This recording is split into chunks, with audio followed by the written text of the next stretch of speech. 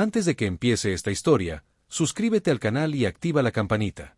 Lo que estás a punto de escuchar no es solo una leyenda, es una verdad que la Iglesia escondió entre las sombras del miedo y el silencio. Prepárate, porque una vez que escuches la confesión de Sor Elara, nada volverá a ser igual.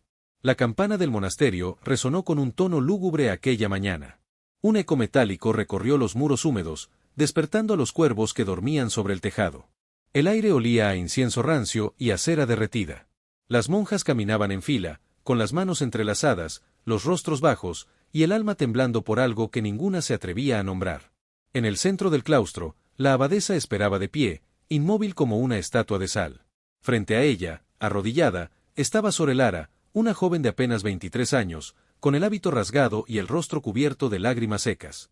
Llevaba 3 noches sin dormir, 3 noches escuchando su propio corazón latir entre los muros de piedra. Sabía lo que venía. Y sabía que no había salvación posible. Confiesa, hija, dijo la abadesa, con una voz más fría que el mármol. El pecado no se esconde a los ojos del Altísimo. Elara levantó lentamente la cabeza. Su mirada no tenía miedo, solo una especie de resignación serena. He hablado con lo que no debía hablar, murmuró. He visto al ángel que no es de luz. Un murmullo recorrió a las monjas presentes. Algunas retrocedieron, haciendo la señal de la cruz. Otras cayeron de rodillas, llorando. Aquellas palabras eran más peligrosas que cualquier blasfemia. Porque en aquel reino, hablar con lo invisible no era una metáfora. Era una condena. El inquisidor llegó al caer la tarde. Su nombre era Fray Aldemaro, y su reputación se extendía por todo el reino como un viento de muerte. Vestía de negro, con una cruz de hierro al pecho, y llevaba consigo una caja de madera, cerrada con 3 cerrojos. Nadie sabía qué contenía, pero todos temían escuchar su apertura. Cuando vio a Elara, no sonrió. Dicen que el demonio te habló, susurró, girando lentamente el rosario entre los dedos. Dime su nombre. Ella bajó la mirada. No era el demonio, era una voz, una presencia que lloraba entre las paredes del convento. Me pidió ayuda. El inquisidor respiró hondo. La compasión es el disfraz más antiguo del infierno, dijo, y ordenó que la llevaran a la cámara de tormento. El calabozo estaba debajo del monasterio, una mazmorra húmeda donde el tiempo no existía. Allí, entre antorchas que chispeaban contra la piedra, se hallaba el instrumento más temido de toda la Inquisición, la doncella de hierro. Una figura de metal con forma de mujer, de rostro tallado y mirada vacía. Dentro de ella, centenares de púas esperaban al cuerpo que se atreviera a ocupar su interior. Elara la miró sin llorar. ¿Cuánto tiempo permaneceré ahí?, preguntó. Fray Aldemaro respondió con un tono seco. El alma tarda 3 días en revelar la verdad, cuando el cuerpo se convierte en su prisión. Primeras 12 horas. Las puertas se cerraron con un gemido metálico. Elara sintió el hierro abrazarla como una madre cruel. Las púas no la atravesaban completamente, rozaban la piel, perforaban lo suficiente para mantenerla consciente, para que cada respiración doliera como un rezo maldito. El silencio era absoluto, salvo por su propio corazón. Dentro de la oscuridad, comenzó a escuchar algo. No eran voces humanas. Era un canto, suave, como el de un coro distante. Pero las palabras eran incomprensibles. Sonaban antiguas, como si vinieran de un idioma anterior al hombre. Ella comprendió entonces que aquel lugar no estaba vacío. El hierro tenía memoria. 24 horas. El inquisidor volvió, impasible. ¿Confiesas?, preguntó desde fuera. Elara apenas podía hablar. La sangre le corría por los labios. No. No era un demonio, era un ángel, caído. El fraile golpeó la doncella. Ningún ángel llora entre las piedras, hija. Los ángeles no sangran. Pero aquella noche, cuando todos dormían, los guardias juraron haber escuchado dentro de la cámara un llanto.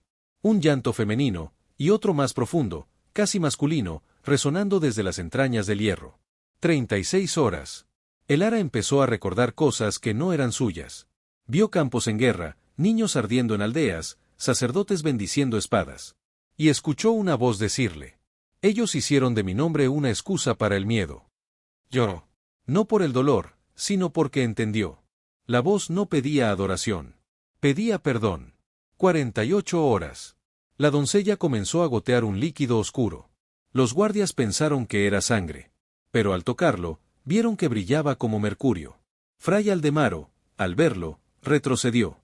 En sus años de inquisidor, Jamás había presenciado un fenómeno así. Ordenó abrir el artefacto. Cuando las puertas se abrieron, el Ara seguía viva. Sus ojos, sin embargo, no eran los mismos. Irradiaban una luz pálida, casi plateada.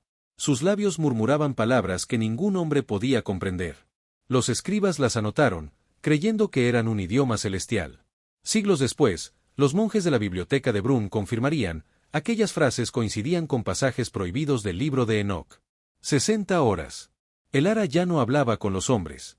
Hablaba con el silencio. Y el silencio le respondía. Los muros comenzaron a temblar. Las velas se apagaban solas cuando alguien pronunciaba su nombre. La abadesa, aterrorizada, ordenó quemar el calabozo. Pero Fray Aldemaro se opuso. Ella es la prueba de la tentación divina. Si la destruimos, perderemos la señal. A medianoche, bajó solo al calabozo. Nadie supo lo que vio. Pero al amanecer, encontraron al inquisidor arrodillado frente a la doncella, con la cruz rota entre los dedos y los ojos abiertos hacia la nada. 72 horas. Cuando las campanas sonaron por tercera vez, los aldeanos vieron humo elevarse desde el monasterio. Las monjas corrían en pánico, gritando que la doncella había hablado. El Ara fue hallada en el suelo, sin heridas visibles. Respiraba lentamente, como si aún soñara. Al abrir los ojos, susurró. No fui yo quien habló, fue él, el olvidado entre los cielos. Y murió con una sonrisa. Los testigos afirmaron que en el instante de su muerte, todas las estatuas del convento derramaron lágrimas. El fuego se apagó por sí solo. El cuerpo de El Ara fue sellado en una tumba de mármol, pero semanas después, al abrirla, estaba vacía. Desde entonces, ninguna doncella de hierro volvió a ser usada en el reino. El rey decretó su destrucción. Pero uno de los herreros encargados de fundirla desapareció. Y en la noche siguiente, el sonido de un corazón golpeando el metal fue escuchado desde las ruinas del convento. Epílogo. Cientos de años después, los arqueólogos hallaron bajo las piedras del antiguo monasterio fragmentos de una inscripción grabada en el hierro. Decía: el dolor fue mi oración. El silencio, mi verdad. Y en el hierro, encontré al que todos negaron. Nadie pudo explicar cómo un metal del siglo XV podía contener palabras escritas en hebreo arcaico, ni por qué aún estaba tibio al tacto. Los monjes modernos la llaman la doncella que soñó con Dios. Otros, simplemente, el Ara, la que escuchó al ángel caído. Y así, su confesión quedó suspendida entre la historia y el mito. Un secreto tan poderoso que el reino entero guardó silencio, por temor a que el hierro volviera a cantar.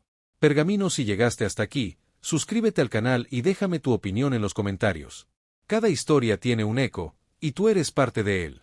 Nos vemos en el próximo relato, donde la verdad vuelve a hablar desde las sombras. El silencio posterior a la muerte de Sor El Ara se extendió como una maldición. Durante semanas, el monasterio permaneció vacío. Las pocas monjas que sobrevivieron al incendio fueron trasladadas a conventos distantes, y la colina donde se alzaba la abadía quedó prohibida por orden del rey. Nadie debía volver a poner un pie allí. Pero las prohibiciones, como el miedo, solo alimentan la curiosidad. Un año después, en una noche sin luna, un grupo de jóvenes del pueblo subió al antiguo monasterio con antorchas. Buscaban reliquias, o quizás un milagro. Lo que encontraron fue algo que no sabían nombrar. Las piedras aún conservaban un calor extraño, como si el fuego nunca se hubiera apagado del todo. En el centro de las ruinas, entre los escombros ennegrecidos, hallaron la base metálica de la doncella de hierro. Una de las muchachas, llamada Maris, se inclinó y tocó la superficie. El metal estaba tibio, vivo. Y cuando retiró la mano, tenía grabada en la piel una marca, una cruz invertida formada por 4 pequeñas líneas que sangraban lentamente. Maris no dijo nada. Esa misma noche comenzó a soñar. Veía una figura femenina caminando entre columnas de humo, sus ojos plateados y su voz cantando en un idioma que estremecía el alma. Cada vez que despertaba, encontraba pétalos negros sobre su almohada. Al tercer día, bajó al pueblo y buscó al confesor. Le contó lo sucedido, esperando alivio. Pero el sacerdote palideció. Ese signo, dijo temblando, es el sello de los olvidados. Y al amanecer, el confesor desapareció sin dejar rastro. El rumor llegó al castillo. El nuevo inquisidor, Fray Lucien, fue enviado para investigar. Era joven, arrogante, y no creía en los mitos de mujeres. Solo supersticiones, decía. El hierro no habla, y los muertos no cantan. Pero al entrar en las ruinas, el aire cambió. Las antorchas se apagaron una tras otra, aunque no había viento. Y desde el suelo, un sonido emergió, un golpeteo, rítmico, profundo, como el latido de un corazón encerrado. Lucien ordenó excavar. Bajo los restos de piedra, hallaron un sarcófago de hierro con inscripciones en latín deformado. El texto era claro: non aperias nisi audieris el canto del hierro. No lo abras, a menos que escuches el canto del hierro. Pero el inquisidor, cegado por su deber, lo abrió. Dentro, no había cuerpo alguno. Solo una túnica blanca, intacta, que parecía respirar. Y una pluma, ennegrecida, que goteaba tinta líquida, o sangre. Esa noche, los soldados que lo acompañaban soñaron lo mismo. Una mujer en la oscuridad, cantando entre llamas, con lágrimas de hierro descendiendo por su rostro. Cuando despertaron, 3 de ellos estaban muertos. Sus rostros mostraban una expresión serena, casi beatífica, y en sus pechos, las mismas palabras grabadas a fuego. Yo le hablé. Él respondió. El reino comenzó a desmoronarse lentamente. Las cosechas se secaban, los pozos se volvían amargos, y los cuervos abandonaron las torres. Los sacerdotes predicaban que era castigo por la curiosidad humana, que la doncella no debía haber sido abierta. Pero otros, los más viejos, decían que lo que había sido sellado allí no era un demonio, sino una verdad que la Iglesia no podía permitir. Fray Lucien, atormentado por pesadillas, volvió al monasterio una última vez. Quería quemar lo que quedaba del sarcófago. Pero al llegar, encontró a Maris esperándolo. Su piel era pálida como la luna, y sus ojos reflejaban aquella misma luz plateada que un día tuvo el ara. Ella no murió, dijo Maris con una calma inhumana. Solo cambió de forma. El hierro la preservó. Ahora vive en nosotros. Lucien retrocedió horrorizado. Maris levantó las manos. De su piel comenzaron a brotar finas hebras metálicas, como raíces que buscaban el aire. Cada palabra que pronunciaba hacía vibrar el suelo. El ara fue la primera, pero no la última. El hierro recuerda. El hierro reza. Entonces, el inquisidor encendió su antorcha y gritó: En nombre de Dios, te condeno. Pero antes de lanzarla, escuchó la voz. La misma que una vez había hablado a el ara. Una voz suave, profunda, casi amorosa. ¿Cómo puedes condenar lo que fue creado para redimirte? La antorcha cayó. Y el fuego se apagó antes de tocar el suelo. Los registros oficiales terminan ahí. No se sabe qué ocurrió con Lucien ni con Maris. Solo se hallaron fragmentos de hierro retorcido y una inscripción recién grabada en una piedra. 3 días en el hierro. Y el alma ve lo que el hombre teme mirar. Siglos después, los historiadores intentarían racionalizar los hechos. Dirían que el ara fue víctima de alucinaciones, que la voz era producto del sufrimiento, que todo fue una metáfora. Pero en 1893, un grupo de restauradores encontró en las ruinas del convento una caja de plomo. Dentro había una hoja de pergamino envuelta en tela blanca. El texto estaba escrito con una tinta que seguía fresca. Decía: a quienes me escuchan después del hierro. No busquen a Dios entre los cielos. Él duerme bajo los templos que construimos para olvidarlo. Y cada lágrima derramada en su nombre le recuerda quién fue. El ara. Los eruditos intentaron datar la escritura. El análisis reveló algo imposible. La tinta contenía trazas de hierro y sangre humana del siglo XV. Desde entonces, las ruinas del monasterio permanecen selladas. Nadie osa acercarse después del anochecer. Pero los aldeanos aseguran que, cuando la luna es roja, se escucha desde las colinas una voz femenina que canta entre los truenos. Una melodía triste, pero hermosa. Y los ancianos, cuando la escuchan, dicen en voz baja: no es un lamento. Es una oración. El hierro sigue rezando. Pergamino, gracias por llegar hasta aquí. Si esta historia te estremeció, suscríbete al canal. Cada relato guarda una verdad oculta, y solo los valientes se atreven a escucharla. Nos vemos en el próximo episodio, donde otra voz perdida de la historia volverá a hablar desde el silencio. El tiempo, dicen, borra los nombres. Pero hay nombres que no pueden ser borrados, porque el hierro los recuerda. 3 siglos después, cuando el reino ya había caído y las guerras habían convertido las abadías en ruinas, un historiador llamado Iago de Virden encontró en los archivos de la catedral de Carten una carta olvidada. No llevaba firma, solo un sello con forma de lágrima. Dentro, había una descripción precisa de la doncella de hierro y un mapa con una única anotación. El ara no murió. Su voz duerme bajo la piedra. Intrigado por la leyenda, Iago viajó hasta las colinas prohibidas. El pueblo cercano aún conservaba el miedo. Nadie subía allí, ni siquiera los cazadores. Pero él no creía en maldiciones. Creía en verdades escondidas entre símbolos, en mensajes que la historia había disfrazado de milagro o de herejía. El monasterio estaba reducido a cenizas y maleza. El aire era espeso, cargado de un olor a hierro húmedo y flores podridas. Los cuervos lo observaban desde los restos del campanario. Cada paso que daba resonaba como un eco antiguo, como si alguien más caminara tras él. Encontró el altar derrumbado y debajo de él, una losa partida en dos. Entre las grietas brotaba un líquido oscuro. Lo tocó con un guante. Era cálido. Cuando lo miró a la luz, notó que brillaba con reflejos plateados, igual que las lágrimas que, según las crónicas, habían caído de las estatuas la noche de la confesión de Elara. Entonces comprendió que la historia no era mito. Era un aviso.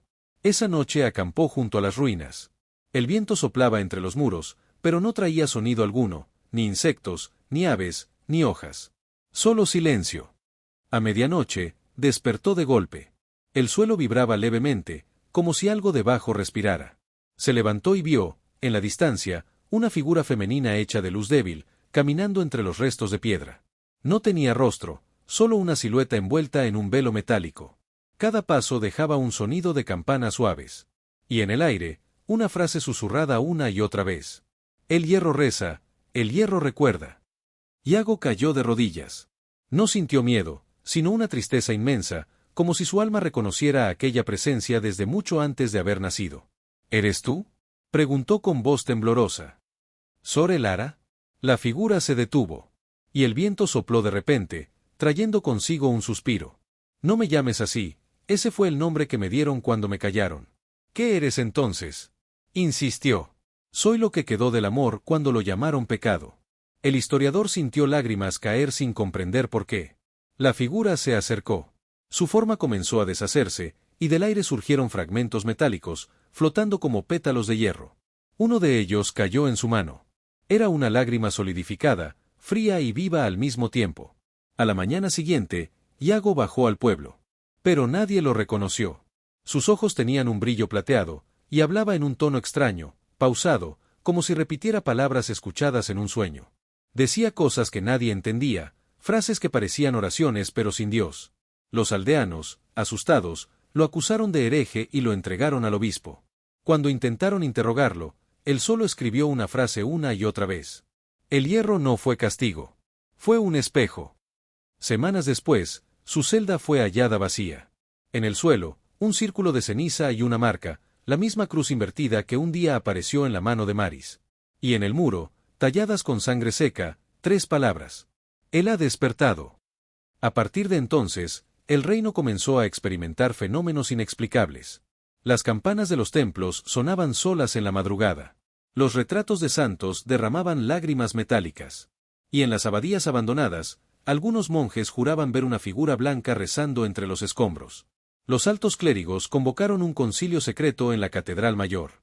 Discutieron durante horas, intentando decidir si todo era obra del diablo o señal de un regreso divino. El obispo más anciano, con la voz quebrada, dijo: «Tal vez fue Dios quien estuvo encerrado en el hierro. Y fuimos nosotros quienes lo torturamos durante 72 horas». Nadie respondió. El silencio cayó como un velo. Y por primera vez en siglos, nadie se atrevió a pronunciar la palabra blasfemia. Esa noche, en el coro vacío de la catedral, un niño que limpiaba los bancos escuchó una voz dulce cantando. Miró hacia el altar y vio a una mujer vestida de blanco, con los ojos de plata, sonriendo con tristeza. Le tendió una mano y le dijo: «No temas. No he venido a juzgar, sino a recordarles que el dolor también puede ser oración». Cuando los sacerdotes llegaron, el niño dormía en el suelo, ileso. Y en el altar, grabadas en la piedra, brillaban palabras nuevas. Cuando el hierro reza, hasta los ángeles callan. Los archivos eclesiásticos sellaron todo registro del suceso. Los testigos fueron enviados lejos, los escritos quemados. Pero la historia siguió viva en la voz del pueblo, en los cantos nocturnos, en los susurros de las ancianas que aún decían: «Elara no murió. Elara se convirtió en plegaria». Pergamino y así, a través de los siglos, la doncella de hierro dejó de ser símbolo de tortura para convertirse en símbolo de memoria. Porque cada lágrima caída, cada oración silenciada, sigue golpeando las paredes del tiempo, buscando ser escuchada. Si crees que el silencio también tiene voz, suscríbete al canal. Las sombras aún guardan historias que esperan ser contadas. Y esta, solo ha comenzado. Pasaron los siglos. El nombre de Sor Elara se desvaneció en los libros, tachado, olvidado, reemplazado por relatos más cómodos. La historia oficial la llamó la monja demente, y el monasterio fue borrado de los mapas. Pero hay cosas que no pueden borrarse, solo duermen. En 2023, una arqueóloga española llamada Dra. Isabel Doria recibió una autorización especial del Museo de Burgos para excavar las colinas de Brun, en la antigua frontera del reino. Su objetivo era simple: comprobar si existía alguna base material del mito de la doncella de hierro. Era racional, escéptica. Pero también llevaba años obsesionada con un manuscrito anónimo del siglo XV que terminaba con una frase enigmática. El hierro no mata.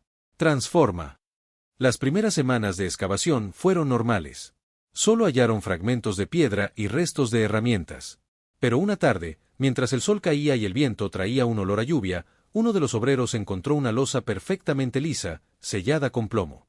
En el centro, un símbolo, una lágrima invertida. Isabel ordenó abrirla. Debajo había un túnel estrecho que descendía hacia el corazón de la colina.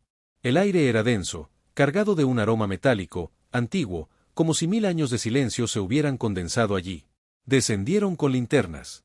A los 20 metros, las paredes comenzaron a mostrar grabados, cruces deformadas, ojos tallados, manos alzadas hacia el cielo. Y en el final del túnel, un objeto. Una figura metálica de tamaño humano, cubierta de polvo, pero intacta. La doncella de hierro. Isabel sintió el cuerpo estremecerse. No por miedo, sino por algo más profundo, un reconocimiento inexplicable. Tocó la superficie y, por un instante, creyó oír un suspiro. El metal estaba tibio. Debe de ser por la humedad, dijo a los demás, intentando convencerse. Pero esa noche no pudo dormir. Soñó con una mujer vestida de blanco, de rostro sereno y ojos plateados.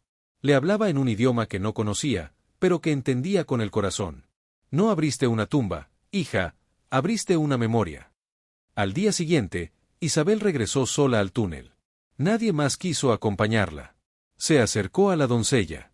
El metal parecía respirar. Tomó una herramienta para abrirla, pero antes de tocar la cerradura, una voz susurró detrás de ella. No la despiertes si no estás dispuesta a escuchar. Se giró de golpe. No había nadie. Solo el eco. Y sin embargo, el aire parecía observarla. Decidió abrirla. El mecanismo chirrió. El aire antiguo escapó como un gemido. Dentro, no había cuerpo. Solo un velo blanco, y una pluma negra. Pero en el instante en que la luz tocó el interior, algo se encendió. El metal comenzó a brillar con una pulsación rítmica, como un corazón. Isabel cayó de rodillas, cubriéndose el rostro. Y la voz volvió, esta vez desde dentro de su mente. El dolor fue oración. El silencio, mi respuesta. ¿Quieres ver lo que ellos ocultaron? Antes de poder responder, el suelo tembló. Las linternas se apagaron. Y en la oscuridad absoluta, Isabel vio, o creyó ver, una figura femenina frente a ella, idéntica a la de sus sueños. ¿Eres Sor Elara? Susurró. La figura sonrió. Soy lo que queda de ella, y de todos los que fueron silenciados. ¿Por qué me elegiste? Porque ya no rezas con miedo. Y solo quien ha dejado de temer puede oír al hierro. Entonces la figura extendió su mano. Isabel la tomó. Una corriente fría recorrió su cuerpo. Sintió cada oración reprimida, cada grito oculto de siglos resonando en su pecho. Vio las guerras, los inquisidores, las hogueras. Y en medio de todo, el rostro de Elara, sereno, entregado al fuego, repitiendo las mismas palabras. El hierro no mata. Transforma. Horas después, los arqueólogos hallaron a Isabel inconsciente junto a la doncella, sin heridas visibles. Al despertar, sus ojos reflejaban un brillo plateado. Y en su mano derecha, una marca, una pequeña cruz invertida formada por líneas diminutas. Nunca volvió a hablar del hallazgo. Solo escribió una frase en su cuaderno de campo. Ella no fue castigada. Ella fue el canal. Y renunció a su cargo. Meses más tarde, la doncella fue trasladada al museo para su estudio. Pero algo extraño ocurrió. Cada cámara que intentaba fotografiarla se apagaba. Los sensores de temperatura registraban un pulso, como si el metal latiera una vez por minuto. Y los guardias nocturnos juraron escuchar una voz femenina que rezaba en la oscuridad. El museo negó los rumores. Pero uno de los vigilantes grabó con su teléfono una noche en silencio. En el audio, se oye claramente una respiración. Y una voz susurrando en un latín antiguo. Inferro, Deus dormit. En el hierro, Dios duerme. Desde entonces, nadie ha vuelto a abrir la reliquia. La sala donde se encuentra permanece sellada. A veces, al amanecer, las luces parpadean sin razón. Y quienes trabajan allí aseguran que, justo antes del primer rayo de sol, el metal emite un sonido suave. Un canto, como si alguien dentro rezara por todos los que aún no escuchan. Pergamino dicen que la historia termina aquí. Pero si te atreves a mirar más allá del miedo, sabrás que nada termina realmente. El hierro sigue rezando.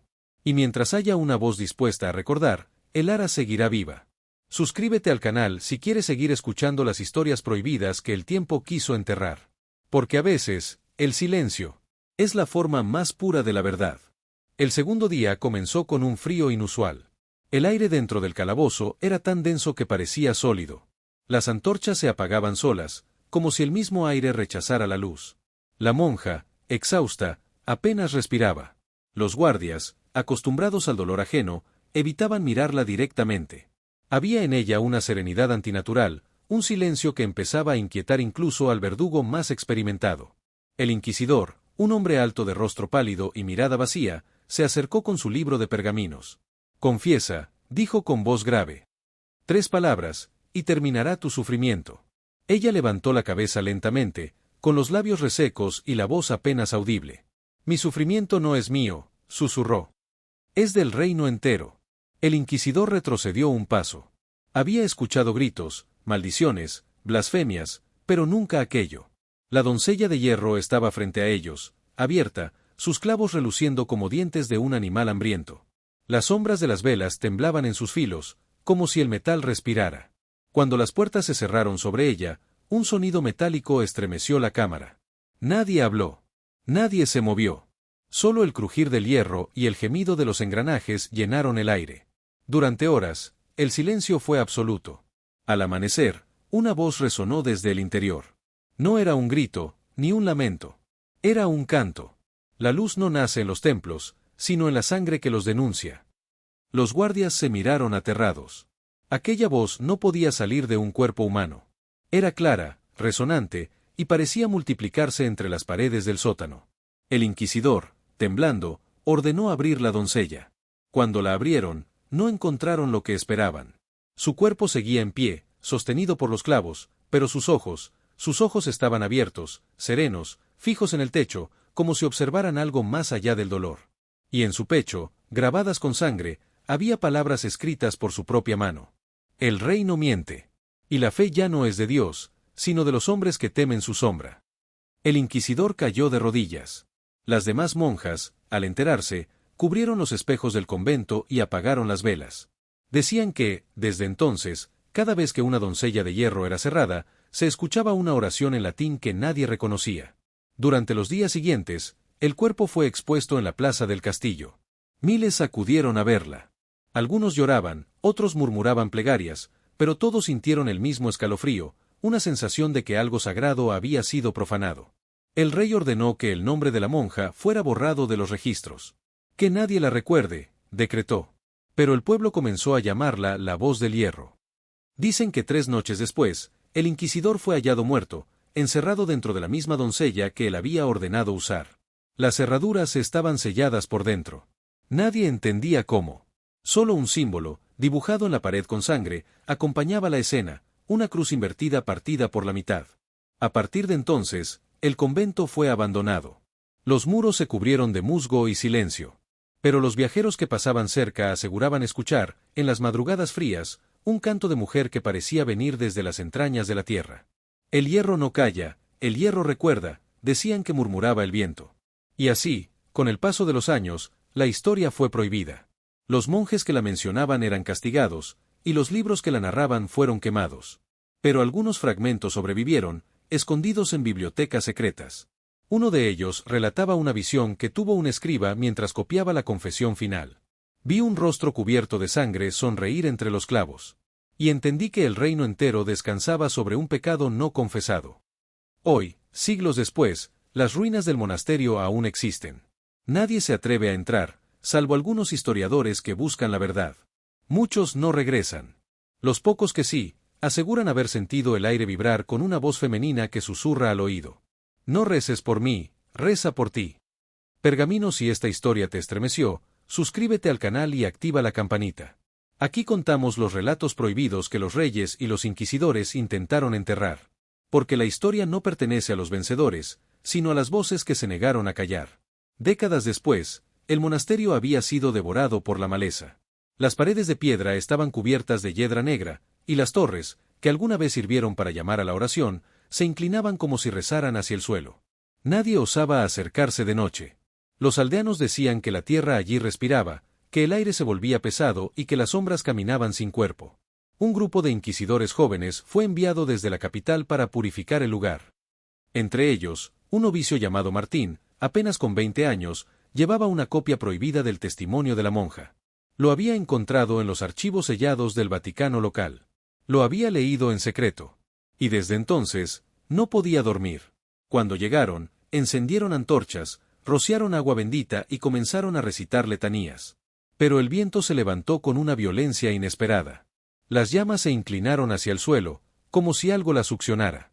El capitán gritó órdenes, pero su voz se perdió en el rugido del aire. Y entonces la escucharon, la voz. Una melodía lenta, casi un lamento, que descendía desde lo alto del campanario. No era un canto humano. Era demasiado puro, demasiado limpio, tan perfecto que dolía. Martín se apartó de los demás, subió los peldaños de piedra y empujó la puerta del campanario. Allí no había nadie. Solo una doncella de hierro cerrada, cubierta de polvo y cadenas oxidadas. Pero algo se movía dentro. Un suspiro. Un segundo. Un golpe suave, como si una mano buscara salir.